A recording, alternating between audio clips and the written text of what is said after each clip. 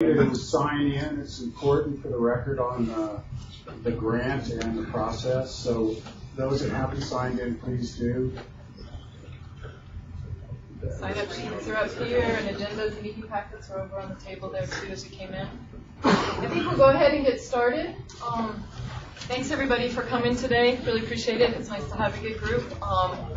Today's stuff might be a little bit dry as we bring everybody up to speed on the process and why we're doing it. For some of you, this might be, you might know a lot of it. For others of you, it might be kind of new. So but this is the way all of our work groups are starting our meetings. So we wanted to have some consistency with the process that we are about ready to embark on.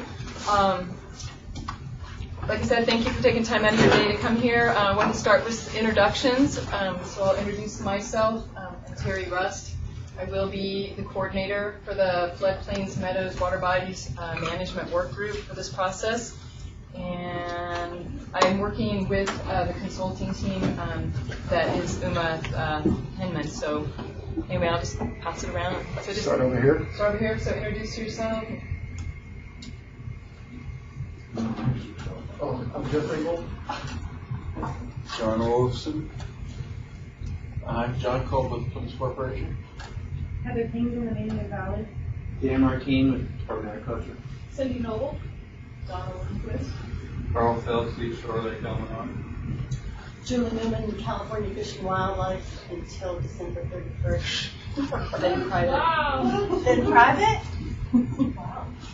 Randy Wilson, planning director and manager of this project from the county side. Gilbert Gardner, hydrologist for the Forest Service. Been here for about 9 years now.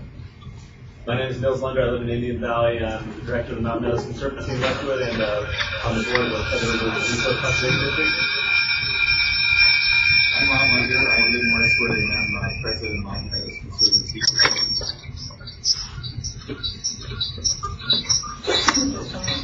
Bill Copeland, Sierra Valley. Todd Hilaire, Department of Water Resources from Red Rocks. Jeff Carmichael from Sierra Valley. Mike Calvin, County Limited. I'm Ryan Burnett with Hunter Conservation Science out of Chester.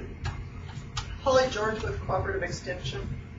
Brooklyn Boom is hydrologist. Leah Wells, I'm the work group coordinator for the Forest and Uplands. Mike Yellowstone, University of California Cooperative Extension. Aaron Sandell, Lake Elman, Illinois. Dan? Dan. No, you don't have Dan to. Martine. Okay. And then just not to forget, Paul Lagovic with Deer Creek GIS. We're doing technical support and GIS. thanks everybody. Yeah, this is a live streaming and what?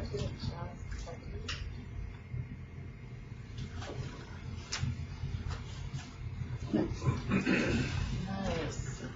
Right on cue. There we go. I think we're having some connection problems. This little Mac is. Anyway, we'll go ahead and get started.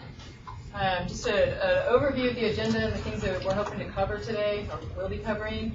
We will do an overview of the integrated regional water management process and the planning update that we are embarking upon. We'll give you a little bit of background, and then we'll go into the process and what the intention is of and what the outcome is going to be of what we're going through for the next 1.5 to 2 years. We'll also go over the MOU, which has changed slightly from the MOU from 2005 Upper Feather River Water Plan. We'll go over the stakeholder involvement plan, the work group roles, and then today will also be the day that we select a chair and an alternate. So there'll be a chairperson for this group that will represent the group at the regional water management group meetings, which is the decision-making body of this process. So we'll pick a chairperson and an alternate. We'll go over the resource management strategies, which are directly tied to the 2013 California Water Plan, and so we'll be guiding. Today you guys will be picking out which resource management strategies this work group wants to take on. There's about 30 of them, but they won't be all applicable, but it'll be up to you today to decide which ones will be applicable. We'll go over project development, and probably why a lot of you are here. Project development is we're gonna be doing that in this first year, and then working it into the plan the second year. So, but really trying to get those projects, soliciting projects and getting them prioritized. Then we'll go over next steps and schedule our next meeting. So a little bit of overview. I don't know, Randy, if you just want to do it, or I can start with this, and then I'll let you fill in. And I'll fill in. So the Upper Feather River region, we do have an integrated water management, a regional water management plan that was adopted in 2005 under Prop 50. That will be a document that we are updating and will help guide some of the stuff that we're doing in this work group. In 2000, so that was under Prop 50. In 2009, the Plymouth County Flood Control District put in a regional acceptance application into DWR, and that was to have our region, the Upper Feather River region, recognized and what those boundaries would be. And if you look up on a map, we actually will be referring to this a couple of times, that we have a big map of what that area is. It's in the blue lines here. And it actually goes all the way down to Orville Dam. We actually overlap with a few other IRWMs surrounding us.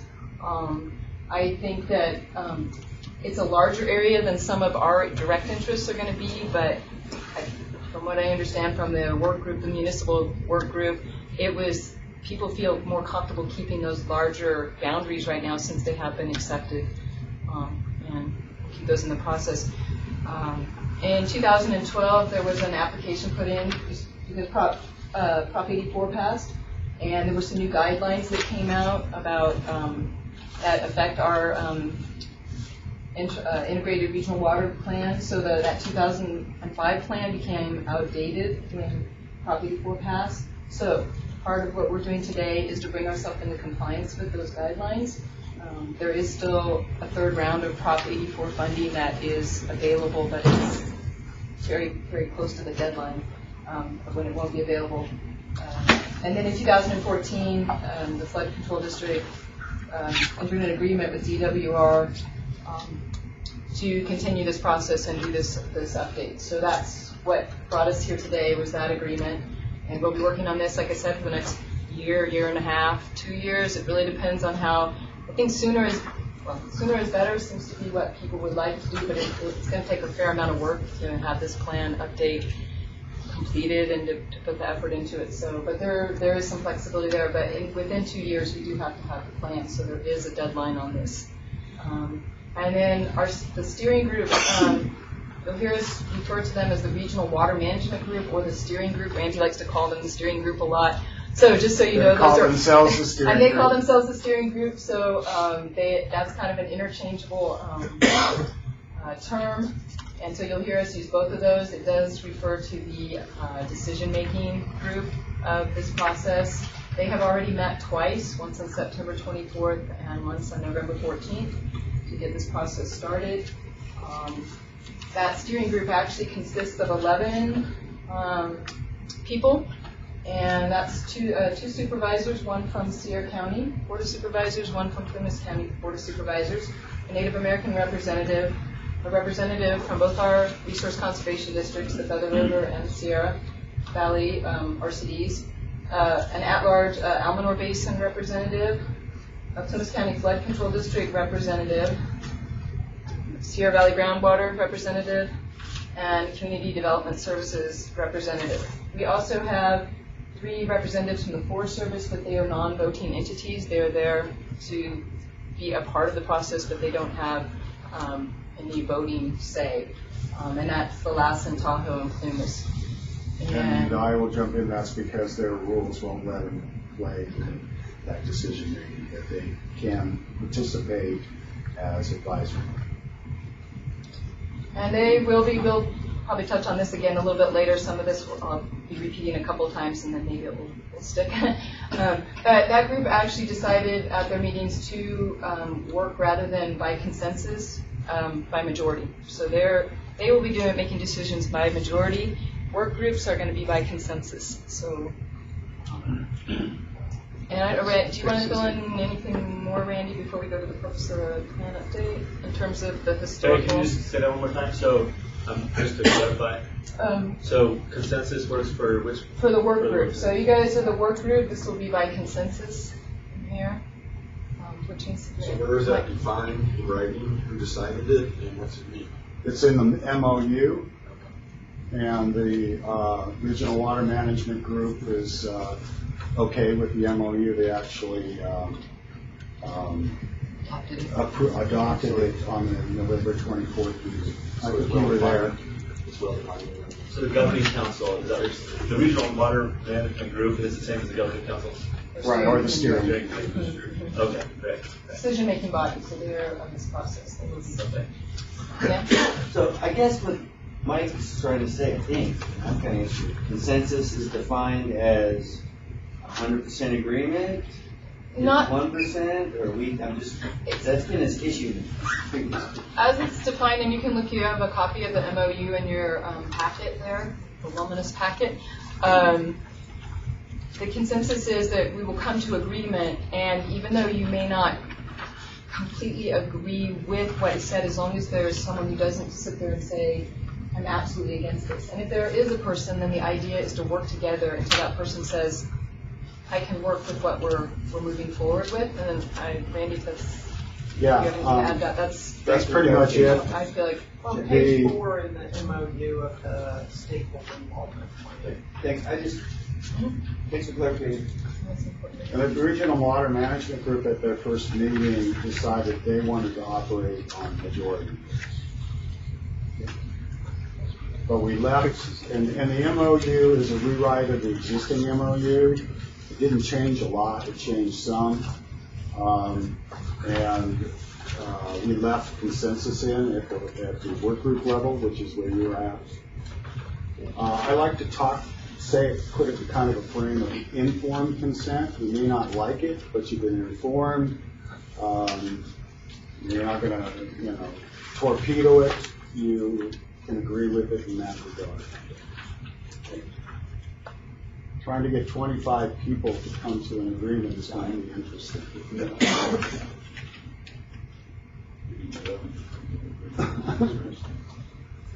I'm optimistic we can do it with this group.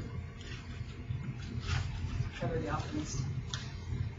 So the purpose of the plan update is to collaboratively shape our water management strategies and project priorities within the Upper Feather River Basin. It'll also be to identify our water management challenges and opportunities in the region. So that's one of the tasks of the work groups and also the public at large. I mean, I'll show you later on our website, but there are definitely opportunities where you can sit at your home and you can click on a map and you can enter a project or an area of concern that you feel like needs to be addressed by this plan. And so we are soliciting feedback from a number of different mechanisms. So, but that'll be a part of what we'll be doing as a group is identifying those challenges and opportunities in the region. We're going to develop a prioritized list of those projects within the basin, and then these will be recommended. This group doesn't actually make that decision, but we make recommendations to the steering committee, and then they vote on recommendations. So that come out of all the work groups, not just this one. We'll also be developing a DWR compliant IRWM plan to establish eligibility for future statewide grant funding. So the plan is set up just as the 2005 plan was to set us up to be able to obtain and take advantage of grant opportunities, not only the Prop 84 monies, but also other grant funding opportunities that come along. So through this process, hopefully different organizations and entities, particularly ones who may not have had an opportunity before, will learn a process that will help them be able to work together with other entities to get projects funded in the region. So looking at Prop 84 next round, it's going to be questionable whether we'll be far enough along to meet those requirements. However, with the water bond passing, there are some funds earmarked for IRWMs, and then as Leah pointed out at one point, maybe at some point we'll resolve the Monterey lawsuit, and that would bring in $4 million, $1 million at a chunk at some time down the line. The other thing I've been saying is projects are, in a way, problems that need to be solved, And in developing projects, and she's going to go through a template of project development. Even if they're not something that comes through this process, entities, when we worked with the municipal working group, they got it. If they could follow and develop projects according to what Terry's going to show, they were better off in being able to get grant monies for issues related to the municipal services. So the process will, one, identify problems. That's the way I like to put projects. And identify what you need to do to apply for grants, and I'll turn it back over to Terry. I didn't even have to stop you. No, thanks, Randy. So the steering committee group did adopt a mission statement at the November 14th meeting. So this is a mission statement that will help guide the decisions that they make as we prioritize projects and work on the plan. And that is to effectively perpetuate local control and regional collaboration to provide stability and consistency in the planning, management, and coordination of resources within the Upper Feather River watershed. To implement an integrated strategy that guides the Upper Feather River region towards protecting, managing, and developing reliable and sustainable water resources. So as I said, that will be what will guide the decision-making processes in terms of the philosophy of the group. So the plan update process will go as follows. There will be stakeholder outreach, which is what did a big push for initially here, but also it will be a continual process. We will be continuing to reach out through the website, through these meetings to people. And that will include agencies, organizations, tribes, disadvantaged communities, and the public at large. We're going to go through a data collection and management and mapping process that's also already starting. Paul represents Deer Creek GIS, and they actually have been providing us with maps. They are doing the website, which again I'll show you later today, but they've been doing a really fantastic job about getting information out there. Our website is continually updated with articles, with meeting information. Like I said, it has an interactive part where you're going to be able to ask questions constantly or put things on a map. So there's going to be a lot of effort in that and a lot of effort in the data collection. We do have a lot of data from the 2005 water plan, but since that time, we want to make sure that we get all the information that we can to make some decisions and get an idea of what baseline studies are saying about the region. We'll be identifying the regional water issues and objectives. We'll go through project development, and again, that will be mostly the first year, and then chapter development will be ongoing, but the focus on reviewing those chapters will happen towards the latter part of this process. Our consulting group will be the one starting the development of those draft chapters, but then you as a work group will be reviewing them and making suggestions to the steering committee as you have a chance to review them. Then there'll be a draft plan and public hearings. There'll be 2 public hearings. 2 for project solicitation, then 2 hearings, and then there'll be 2 public hearings for when the plan is actually in the draft mode and can be sent out to everybody. And then the final thing will be to adopt the plan and submit it to DWR. So that's where we hope to be in a year and a half, 2 years. So the MOU, Randy mentioned it already a little bit. There was an MOU that was signed by 30 agencies and entities and for the 2005 water plan. That MOU had, because of some of the new guidelines in Prop 84 and just some decisions that were made, did undergo a little bit of a change. But I would say about 90% of it, Randy, is the same as the MOU that many of the entities who are in here today would sign before. We used the existing MOU that Brian Morris put together, structured it for the present decision-making process where we have the steering committee and the work groups. And that's pretty much the biggest changes in the MOU. And again, the steering committee has adopted that MOU. Terry, yes. could you just help me sure. clarify? You mentioned the 2005 water plan. whose water plan and how does that relate to the basin? Okay, and actually I can show you, this is volume 1. And this is on our website, we have a lot of documents on there. So this is the 2005 Upper Feather River Watershed Interregional Water Management Plan. So this was the one that Brian Morris helped with in 2005. This is volume 1. So you can see how thick it is. I didn't print it up with your packet because I wanted people to be able to walk out the door. Plus we have it on our website. But anyway, within it, it's very detailed, and it lists goals and objectives that they came up with in 2005. So this will be a basis that we will go from, and what I will be doing, I'll go into this a little bit later too in the more detail in the presentation, when we look at those resource management strategies that are tied to the California Water Plan, we're going to be, when you decide what areas you guys want to work on in this group, we're going to be pulling information and tying it to the California Water Plan and also tying it to what was in the existing 2005. And what one of my jobs will be as coordinator is to pull those pieces of information together for you so you don't have to read these whole documents, but pull the pieces out that relate to each of the management strategies that you choose to do. And then how do the regional boards' basin plans tie in with these, or do they?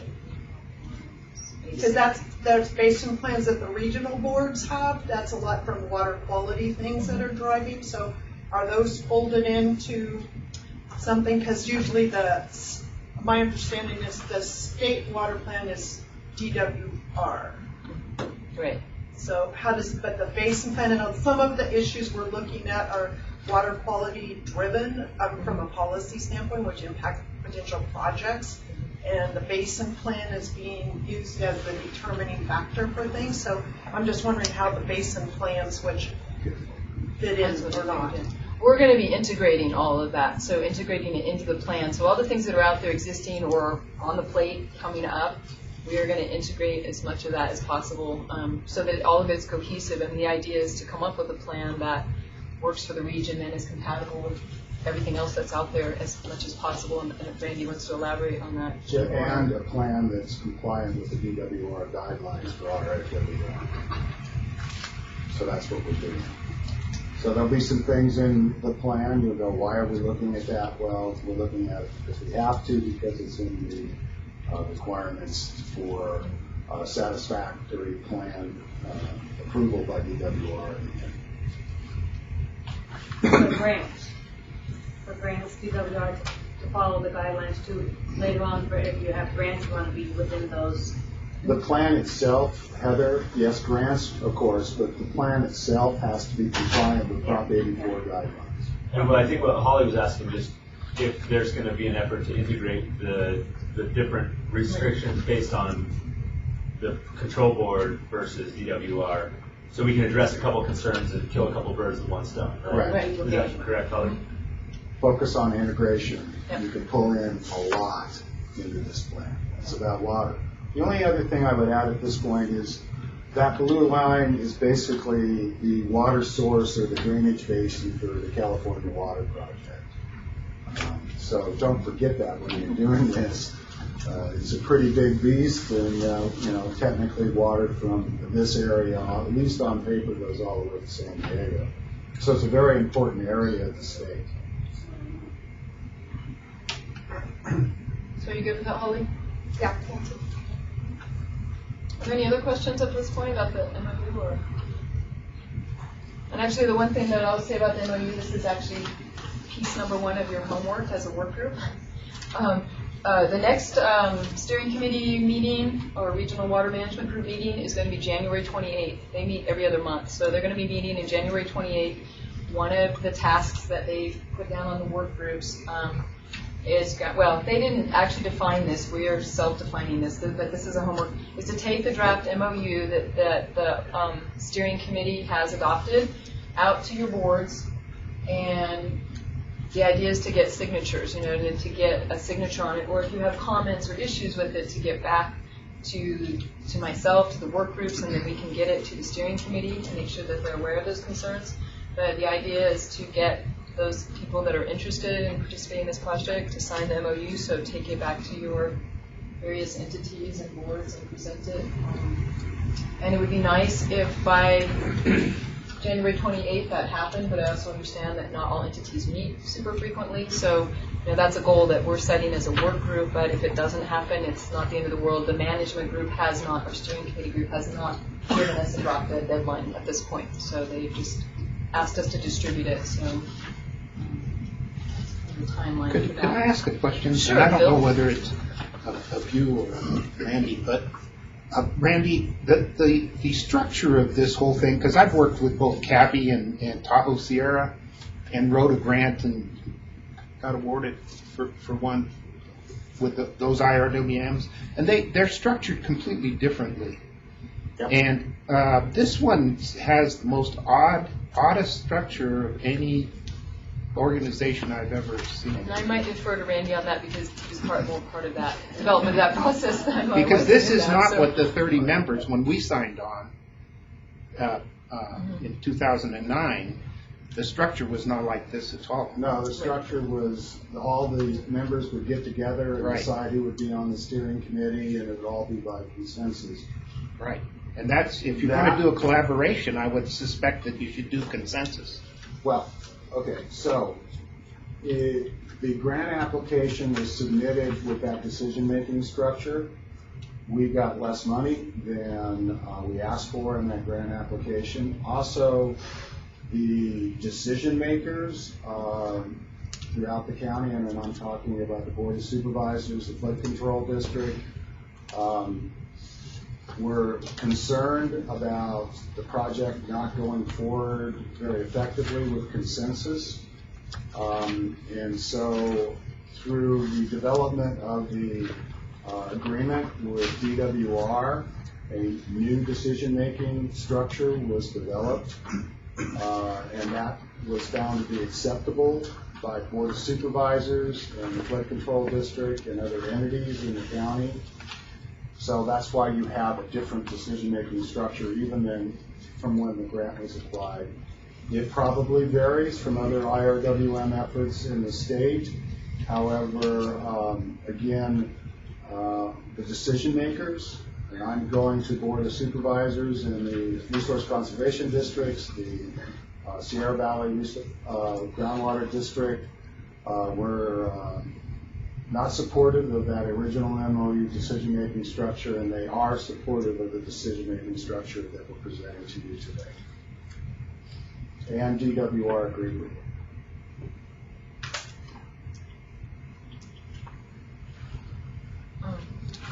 And then just before we leave the MOU, I just had a note to myself. No, this is something that the chairperson of the steering committee wanted to just emphasize on the last page of the MOU, was that, so that people can be aware from up front. In entering into this MOU, it is the intention of the parties that this MOU shall not be construed to be an enforceable contract or an agreement, but rather a statement of principles, and shall not be the basis for litigation between the parties or by any third party. This MOU is not intended to and does not create any right, benefit, or trust, responsibilities, substantive or procedural, enforceable at law or equity against any of the parties or agencies or officers or against any person.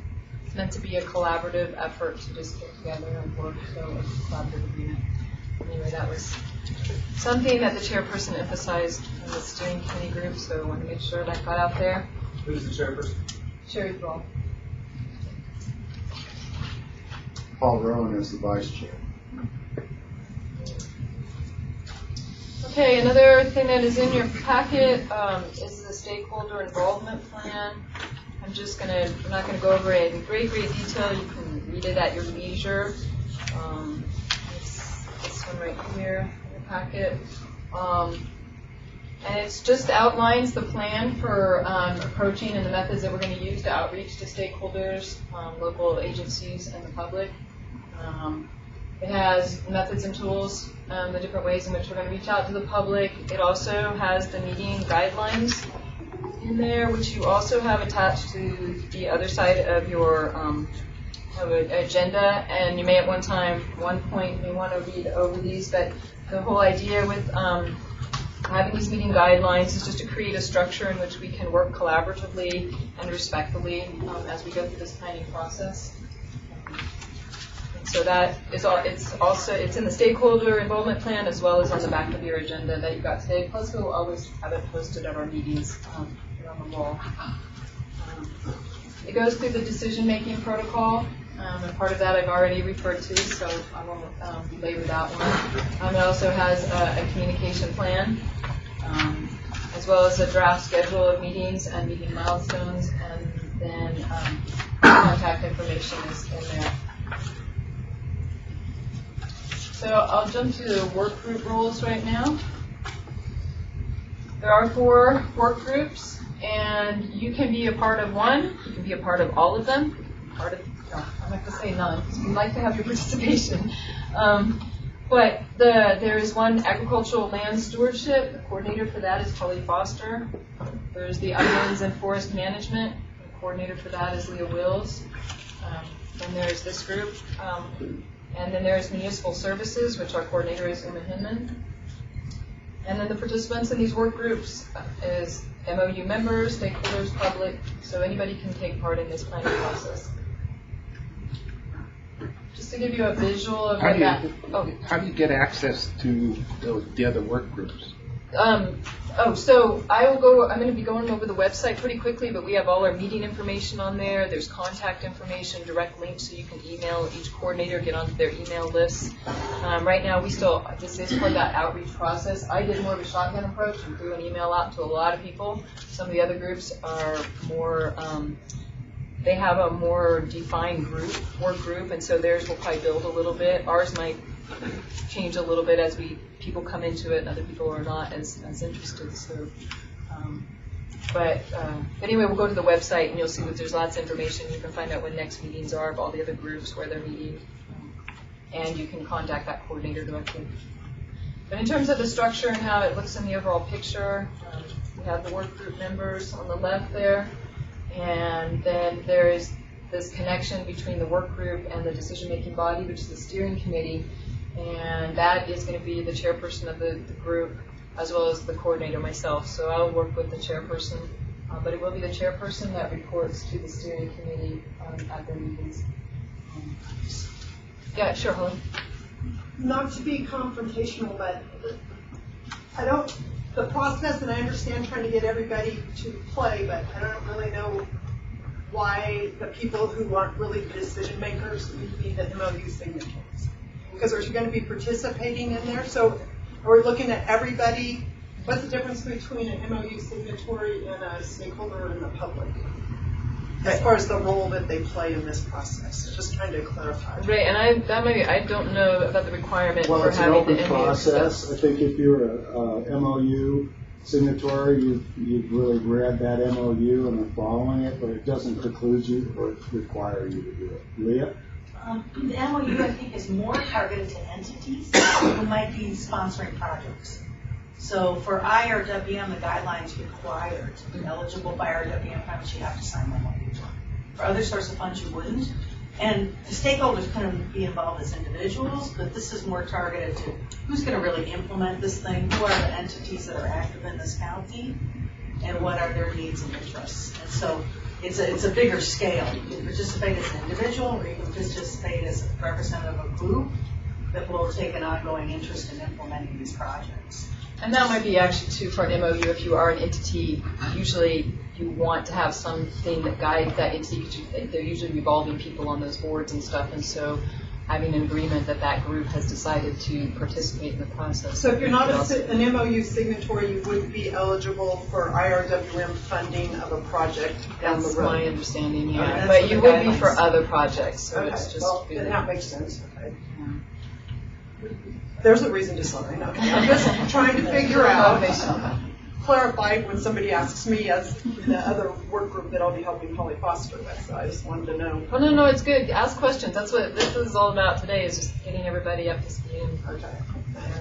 So by signing the MOU, that entity then has a person representing that's clearly tied to that.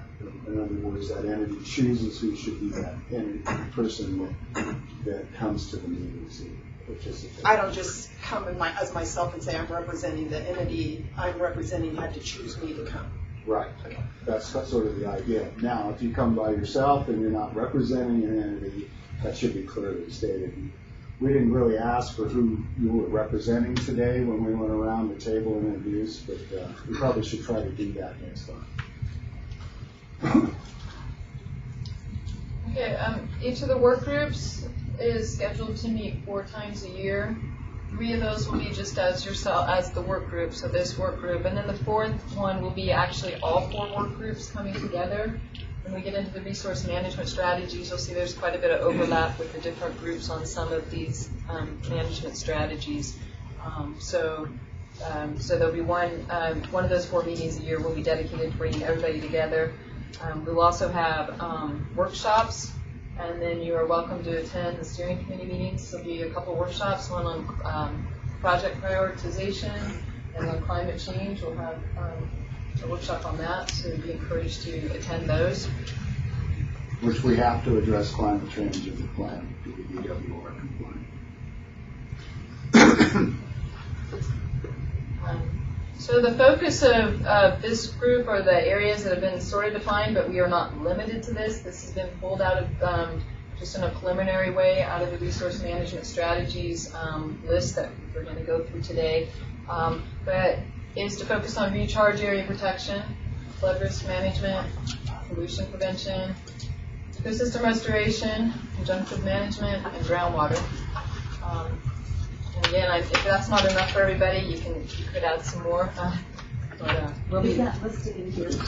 It's part of those. It is those resource management strategies, and we will be duly going through those. And you, as a group, will identify and agree which ones that you want to adopt. Oh, okay. Is that? Table 2 of it. Terry, Yeah. can you explain to me what this conjunctive management means? That's a tough. I know. When we get to it in the RMS, there's an explanation there, and we can go through that. It's a difficult one for me to articulate well too, and so when we they have a description in there and an example of what that is. It's basically most of the work groups are going to be involved in that one, and it does deal with groundwater a little bit, and it deals with some others, and it's about yeah. The problem with some of these is a statewide plan, so we don't necessarily do conjunctive management up here, but if you're down south, they'll take a lot of water from their projects and they'll put it in the ground and store it and then pull it out later. That's what they mean by conjunctive management. Taking other people's water, store it in the ground, pulling it out. So they have groundwater basins and spreading basins and big infrastructure that does that sort of thing. Doesn't really apply, but the idea of managing surface water and groundwater together might be something we would look at. So part of this is we're stuck looking at things that have to be looked at statewide, but we can always decide, well, that doesn't work for us. What works for us is this. And that's kind of what work groups will be doing, making it real for us. But we have to look at it.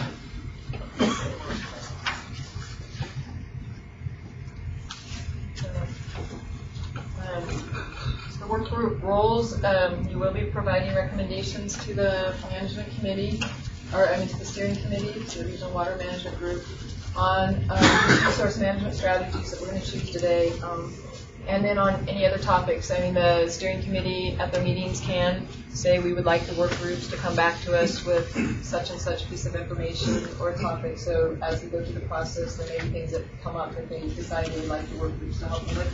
When we had originally gone to the first, I guess, or it was the second, maybe it was the November 14th steering committee meeting, the work group coordinators, there were a few of us there, and at one time it was thought that the steering committee wanted to take on the role, or assumed that they would take on the role of choosing these resource management strategies for the different groups, but they promptly went, punted it down to us, which actually does make more sense. I think it actually is a better thing because you are the people that are going to spend time and know what you want to work on.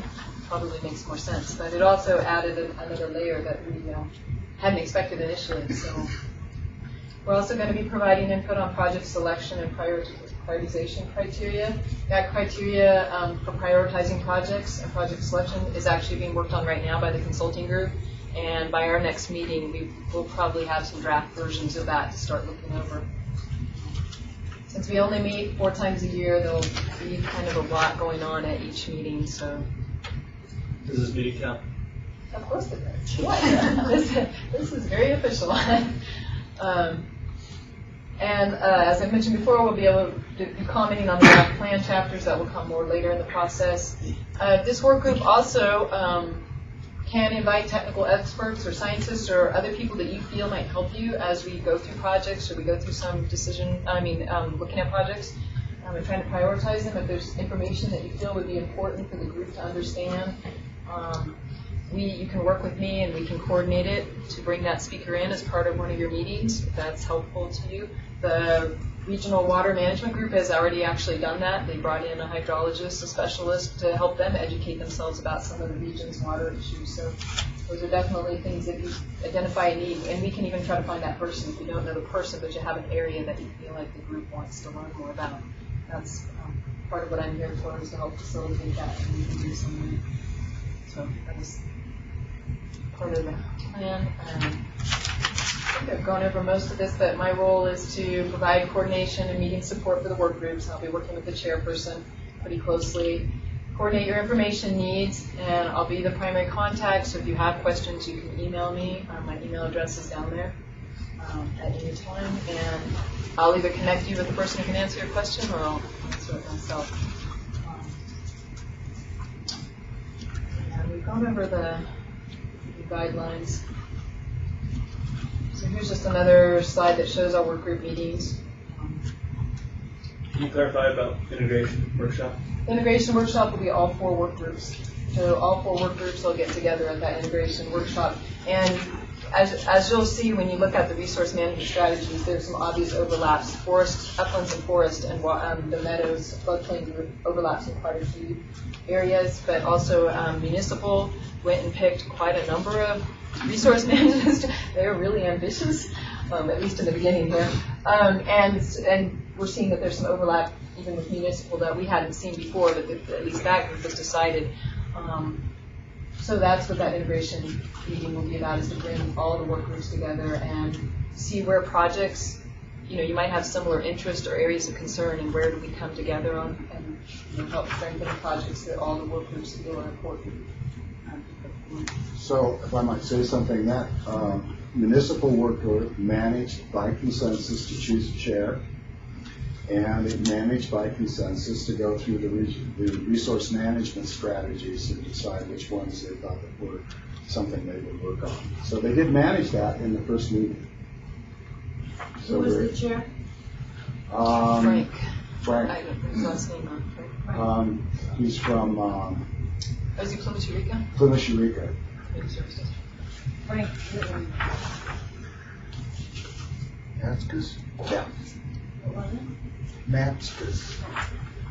And then the alternate is Alternate is Robert Beecher, who represents the city of Portland. Okay, were there any other questions about? I thought the first slide said municipal was Uma. It She is the facilitator. She's the overall. And she's also the. Human Consulting is the consulting team. It's all under her name. She has put together all the facilitators and the technical background experts. So we got the facilitator and the chair. And she's doing, and the reason she chose to do that is she has a background in land use planning and LAFCO issues, as well as CEQA. So she chose to be the facilitator for municipal because of those backgrounds and understanding of issues related to this. And obviously I'm at this meeting too. I was at that one. All right, now, here's a list of the steering committee actually puts out their meetings a year in advance. These are not written in stone. They are subject to change, but it gives you a rough idea, at least of the months that they're anticipating a meeting in. They meet 6 times a year. Every other month. You're not required as a work group person, unless you're the chairperson or the alternate if the chairperson can't make it, to be at those meetings, but you are welcome to attend them. Obviously, they are open meetings. So, and now we'll jump to the website, which is pretty cool. Is everybody? I think we are doing okay in terms of just stretch our legs.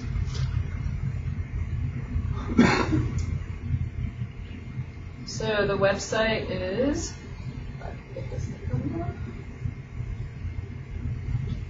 I'm not a map person. How do I merge this right? Or call? You go to see the window behind where the website is, click on that and it'll bring it to the front. Okay. There you There you go. go. Thank you. Sorry, I'm not a Macintosh person, so. Anyway, here is the website that the Deer Creek group has put together. It is featherriver.org. I'm just going to show you some of the things and features about it so that you can navigate through it. And it is continually being, updated and worked on as we find ways in which it will help the process and help you have access to it. So, but it already is a really awesome and excellent document. But it'll give you, just on the homepage, it will give you a little bit about, what all this process is. It has links to delve into information deeper if you feel like it, but it'll give you a good introduction on there. We have a section on up-to-date, news articles that come out. If anybody in the consulting team or one of those coordinators or even one of you comes up with an article that's really relevant, and as things come out, we can post these. Especially if you have any that you feel would be important for even just the group. We're going to actually have it set up. I'm not sure, Paul, if it's set up quite yet right, but where the work groups, we actually think we're going to set aside a part on the website where we can just put information for our work group so we don't have to bombard it. So it will be on the website, but it would be just the Meadows and Floodplains work group, and you could just go there, and any information you felt was important to the group, we can add to there. So this will keep changing and building as people, you can see on November 13th, someone posted something. Documents, if you want, all the background documents are going to be here. So we have the stakeholder involvement plan, the MOU, that 2005 Feather River water plan is available here to link to. If you go down here, there is the 2013 California water plan, which we'll be referring to as we go through this process. So this is where we'll house all of the documents that you might find relevant. Meetings, if you want to go here, it's a little second, but you can find out when it decides to come on. There's a calendar here that shows you when all the different meetings are. So as soon as we know meetings for work groups and stuff, they will get posted, and I'm not sure why this is not coming up right now. But this is a calendar right here, so visualize a calendar. How about clicking on agenda? Oh, agenda will just give you agenda. Maybe. Yeah, this one you might have to. I apologize. This was working this morning when I tested. Huh? Yeah, I just saw it a few minutes ago too. I did too, yeah, so I'm not sure why I decided that for a momentary cyber glitch. But anyway, that's where you can find out about all of the meetings. And actually, if you scroll down, you don't have to rely on calendar. You can also double click on work group meetings. And here, like today's meeting is listed here. If you click that link, that would take you right to our work group page. Also, if you, at the top there's a link, click here to join if you wanted to get to a live broadcast of one of the meetings. That's, yeah. So Which we're doing right now. Don't do it or else you'll get a I know, terrible feedback loop. Not touching it. But anyway, yeah, as Paul mentioned, so yeah, this is live streaming. It also then is a YouTube. So once the meeting, it's probably about an hour or two usually after the meetings, it is available. And like for municipal groups, if you wanted to go and see a YouTube of the entire meeting, get some popcorn. It's about 2 hours and 11 minutes long. Maybe get 2 bags of popcorn. I know there's a lot of the same stuff we're going through today, so but it is available. Give us 24 hours. Yeah, 24 hours, within 24 hours or 1 to 2 days, you can go back and this is also true of all the steering committee meetings. So all of those are available on YouTube as well. So you can, if you miss something, and again, like Paul said, you can live stream.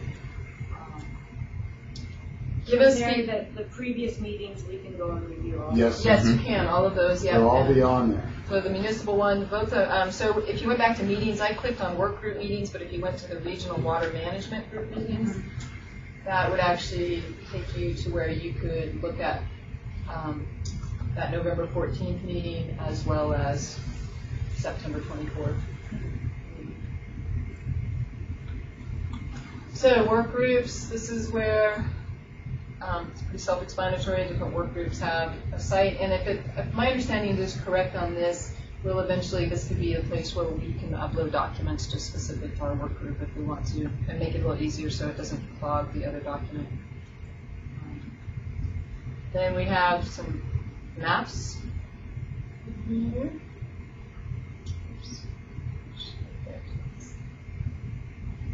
Let's see if these decide to come up. I wonder if it's the map. Did you try it with the map before? I thought I had, but maybe I didn't. Well, again, we're going to, so take this map behind us and just put it right there. I know, I've had no problem working with it, but we're not, maybe we're thinking it's Macintosh for some reason, but, so we do have, click on it. Nothing there seems interactive.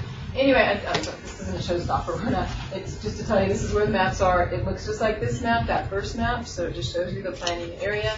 And then there also is a map down here, and this did generate some discussion in the municipal water group, but there is what DWR has defined as disadvantaged communities, and actually there won't be probably as much discussion today about it. When you're designated, let's see, if the median income, household income that they're using for a designation is $48,706. And you'll see if you look on the map, pull this map up, some of the communities that it defines as DACs is very interesting. And there was, like I said, quite a bit of discussion in the municipal. And the reason that might be a concern or people were questioning it and wondering how that data is obtained and how they decide that is that does open different opportunities for funding. If you are designated as a disadvantaged community, you do get open to different funding sources. So quite a bit of Plymouth County has been identified, but there are definitely certain areas that it was brought up. And so it brought up the question of how that is going to be defined in our plan. And I think, as I understand it, that might be something that we continue to look at a little bit about that definition and how that's being defined, because there are different ways to identify disadvantaged communities. So the maps are there. I just got onto the website. I know that. I think it must be that browser, the Safari browser. I don't think must not have been tested against. And this one's a Safari browser. Oh, is it? That one might be an older version, perhaps. It is an old Mac. So I do apologize. But when you do have the opportunity, and next time we'll definitely make sure that we can pull this up for you, but you might want to just glance at that, because that does affect the regions differently. And probably will be something that we talk about in the future. We also have a links page. Pretty self-explanatory, just has links to various entities and descriptions of those various entities. And then contributing ideas. It'd be a bummer too because the map's not coming up. Because I think this is one of the coolest features that we are doing. There it comes. Oh, that's it. Maybe this one will come up for us. There it is. One of the coolest features. So this is basically what a lot of the other maps really do look more like just our region. Basically, what you're going to get is a basic Google type map that you can zoom in on. And what is cool about what the group set up for this is where you can go in and zoom into different areas, and then when you find an area,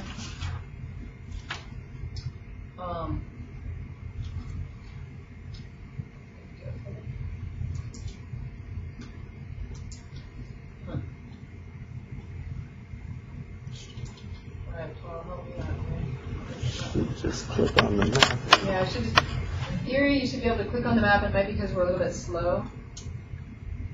What will come up is a pin that identifies your region. So if you have an area, I was emailed recently about someone who had a project they wanted to be included on the map as a potential project site. You just zoom into that area, you click it, it comes up with a little pin. If you've ever used Google Maps, it's the same thing. It will identify the area, and then if you scroll down, once the pin is there, you can then click on it and enter any information about that point as to its relevance, while you're adding it'll come up information. with a little call-out box. So that just kind of came up and running in the last few weeks. So Does it show? So can you add the pins, or you just can You add add the stuff? pins. You can add the pins. you add the pins, so Put that the arrow identifies and the area. information. And then it will just have a box up there, and it asks for what the concerns, like it'll give you a list of concerns, like what's the issue there, is it erosion, is it, water quality, whatever it is, whatever, so it gives you a chance to enter in Can you information. put the arrow on, someplace on the map and just give it? We've tried that, for some reason this one's not reacting. Or is, And so if you have really crappy internet at home and you can't do this, what's alternative to get it? oh, okay, so email it to us. I'm just saying, Right, and today, so another thing with this map, if you guys, if we take a break or at the end of the purpose of this map, grab a marker, and if you have an area of concern, an area where you want to do something, just draw a circle around it. Paul's going to take it back. They will digitize that. So if you have something today that you just know already is something that, area you want, and these guys will be constantly putting these on a map that will be available on the website. so at work group meetings, like say you're either not comfortable or not techno confident. Exactly, that's why Or you you can come have here. crappy internet and you can't do that. You can We put can stuff just on come it. here, yeah, physical we'll have a meeting. map at every meeting, and as you guys develop maybe what you need, they have the floodplains identified on this one, the flood areas, I'm sorry, and FEMA flood zones. But if there's other information that will help you on these maps, then we just, as a group, say, you guys find a layer for this, or digitize the Or information, draw and it then on they'll there print and it. make a note, and we'll bring it back and enter it into the GIS. So Holly, the answer will be that at every meeting you can or you can email, me, and if you can describe an area or tell me too, we can also get an input that way. But we'll always have this available, and the idea was to have people just go up there and draw stuff and make it real easy while you're here thinking about it, as you think about areas. So I apologize, I don't want to blame this on the map, I know they're good, but I think it's just an older I version. think this one's a little unhappy, so. Is there a results map down below that? I have not seen a results map, so I didn't know if you guys had put it in Don't know yet. that he. I don't think we have, because So I just added a point. okay. So it works. Okay. Well, I've added points too, so I know it does work. So down here, Paul was just pointing out, is where we'll have a map with results. So as we start to put data in and information, there will be a map that gets updated continually. So we'll be able to see where projects are being identified. And so just for newbies using this, is there some help somewhere that tells you how to go put a pin on? Just that top line there. That just click top on line the right map. here. I mean, that's really all it is. It should just be a single click on the map to drop a pin, and then click on that pin to bring up the window. Holly looks so. I'm asking a lot of questions because I'm helping Holly Foster with the ag thing, and so I'm just trying to prepare myself for questions that will get it So back. have an updated laptop with a little bit more updated software. So some of them are for me because I'm not real techno competent, but I'm also, and I have crappy internet. Well, try it at work. I mean, just go to the website so you're familiar. It's super easy, Holly, once you just do it. But that might be the easy thing to do is just try it once yourself. And if you have any trouble, get a hold of me and I'll walk you through it. So then once you add this point, it says your point's been added, so then it goes to a database. Yeah. And then it'll show up on other maps in the future. In the future, yeah. At this point, we're just collecting it until we determine how we want that information displayed. That's great. I like it. Yeah, I think it's going to be a really This laptop was donated by Leah, and I don't think you've used it in a while, so that. Years. That's why I dropped it off a week ago. Sometimes free things aren't really free, so. Hey, And we we will- got it to work, sort of. Well, that's kind of magic in itself. And so I will make sure next time with the laptop we have, because it would be nice even if the work group here, I mean, we can either draw here or as a group, we can sit here and we can put pins in our meetings too. So that's another option. So are there any questions on that? featherriver.org. I believe the Feather River water site forwards now. Is it linked now? It should be forwarding, yeah. Yeah, and we took the old website and we migrated all the information over into this website, which, believe it or not, Brian Morris paid for over 2 years. And finally, somebody who was trying to get access to it, and he goes, "Well, it's been an automatic deduction for 2 years on my credit card." So it was kind of like Brian's sense of humor that we got far enough to do this. A little legacy gift for it, but it was kind of. By the way, Brian Morris was the flood control and district manager up until 3 years ago, and he's county council for Siskiyou County presently.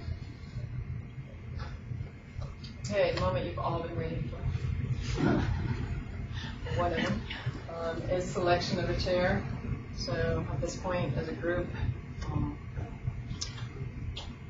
you just select a chair, you can guilt somebody into it, you can nominate. If for some reason you guys can't come up with a chair, the steering committee has the, I wouldn't say the power, but will be motivated to want to ask somebody to do it or choose somebody to do it. So, so at this point,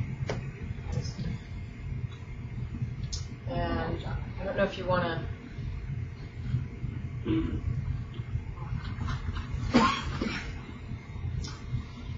So like I said, your duties are going to be to collaborate with me to get meetings together and how that's structured. I will be doing a lot of the work and working with the consulting team to provide the materials, so that part is not going to you. You don't have to spend time gathering stuff. You tell me basically, and I work with our team, and we will get stuff. But in terms of helping to keep the process moving and stuff, we will be the entity and the entity that represents this group at the management meetings. So. Jeff? There's a lot of eager How about Leah? How about Leah? Leah? I'm already another workgroup chair. She's a facilitator. She wouldn't be. I'm a workgroup coordinator, so I'm like staffer. Mr. Copeland, what about yourself? I can't do it. You guys wouldn't want me. I'm from the wrong county anyway.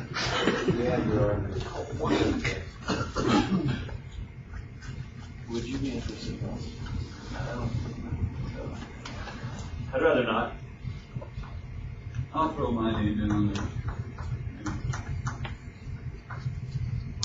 Volunteers are always good. Can I second that nomination? It's by group consensus, so you guys. Carl Phelps. And we'll need an alternate too, so the rest of you are not your alternates. Everybody in agreement? Aye. Anybody in disagreement? Thank you guys for volunteering. You successfully made it through a consensus decision. I resigned from all my other groups except one. Thank you.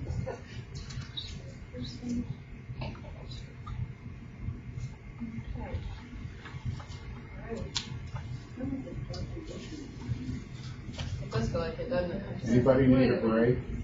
Yes. We're actually at a good place to take a quick break if y'all would like. You can come up and check out the map, start doodling on it.